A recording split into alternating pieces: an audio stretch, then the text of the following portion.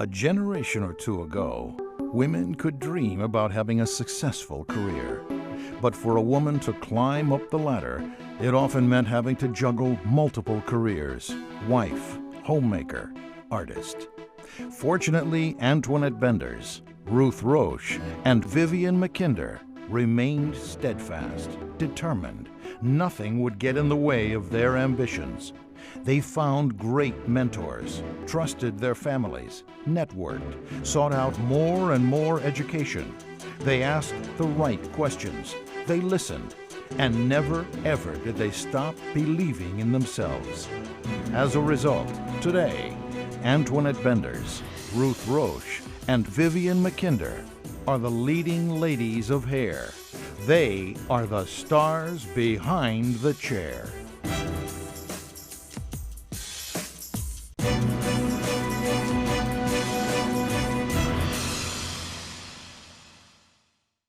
Never say can't, never say no. Take everything by the horns and really run with it. If I can do it, I'm this kid from Holland, from this kind of small town, doing what I do today, then anyone can. You have to have a lot of courage to do hair, to touch another human being, to change them as part of them. You may change their whole way of them seeing themselves. They may fall in love with you or hate you. That takes courage. Courage to me doesn't mean not being afraid. You know, it took me a long time to learn that because I used to think being afraid meant that I was a coward. But courage is being afraid and just doing it anyway. When a man gets up to speak, people look and listen. When a woman gets up to speak, they look, and if they like what they see, then they'll listen. I would like to think I could give a female hairdresser and a male hairdresser at the beginning of their career the same advice. But I don't think I can. I think a female hairdresser, you gotta look good, you gotta try and look your best, and you gotta work maybe that little bit harder.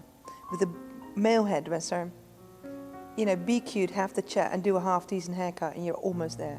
And it sounds horrible, but it's the truth, in my eyes. Maybe I'm a bit too honest here. You can't sell yourself short, you know. You're not selling the amount of hair that's on the floor, or the amount of color that you use, or the number of foils you use. You're selling your expertise, your knowledge, your talent, your time, you know, and the end result of all those things happens to be a haircut or a color. Determining your value as an artist, financial value, I think is a big challenge.